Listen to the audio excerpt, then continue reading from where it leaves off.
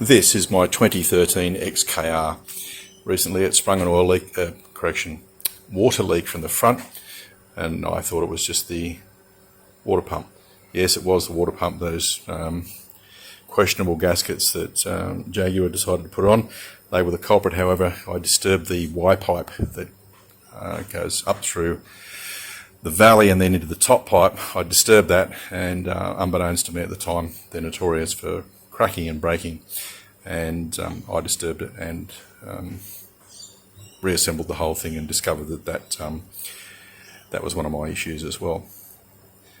Researched it on YouTube, found no one that was able to do it, or no video at least, that was able to do it without demonstrating it. They take the supercharger off. Well, I've just demonstrated today, and hopefully to the assistance of many people, that you can get the Y pipe out with the assistance of a little saw. And more importantly, the new one, being a different design, a slimmer design, slides in readily. So the old one is this useless piece of rubbish here. These parts here break down and crack. This one was the same, almost gone. So the Y pipe, I was able to get in there with a little power saw, nothing too drastic. It took me a few moments to cut that off, and then it just came out in two pieces. That was easy enough. Then the big question was, will it go back in again? Well, yes it does. Now you'll see on the sides of this stupid design, there's this extra piece here that forms part of the seal. Now that makes the whole pipe quite a lot wider and with less clearance. And you probably couldn't get, and I could not get this out without cutting it. The newer pipe is rounder, one piece, not moulded in two pieces, and therefore is a lot slimmer, and doesn't have sharp edges on it, and goes in readily. So that is a very fortunate thing, and saved me a whole lot of labour and the cost of more parts. Incidentally, this thing here for Australians, it's $36 from all 4x4 in Newcastle. Don't bother going to the Jaguar dealer. This is a genuine item,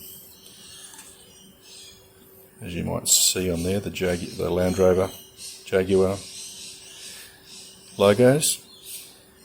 So it's the genuine article, it's the updated replacement bit. Probably not as good as the aluminium ones that were put on the Land Rover, some Land Rovers and Range Rovers, but they're very difficult to get, and probably second hand out of the States was the only place I could find them.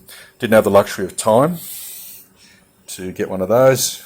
As you can see, this car's sitting in the middle of my garage, when it can focus again.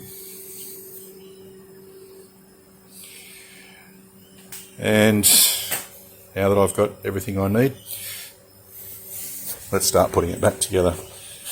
So I'll just show you the hole.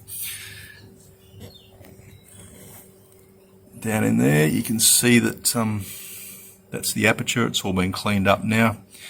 All the parts are ready for me mating up again, and these two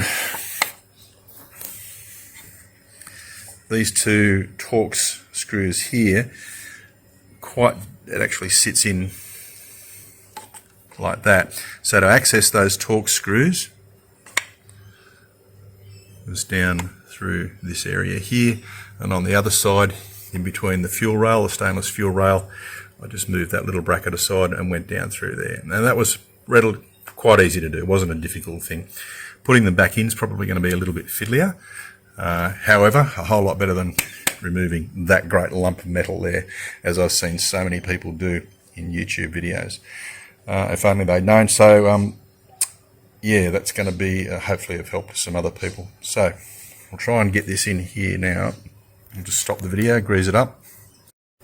Alright, we'll just recommence the video. Now I've greased up the O-rings with rubber grease, and as you'll see, that's the piece there. Slide it in. You see the top of the hose there and the aperture that it sits in. Give it a bit of a wiggle, and hey presto, it pops into place relatively easily. Let's see if we can have a look here without making you sick. Here we go, they're the two holes that it goes into. Let's position that.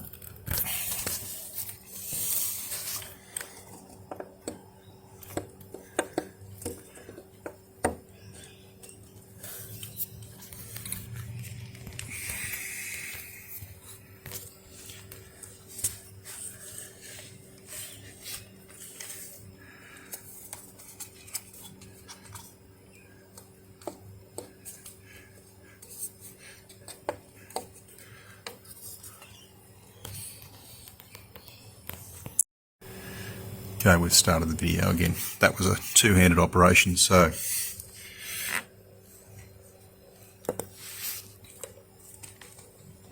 there's the neck of that Y piece.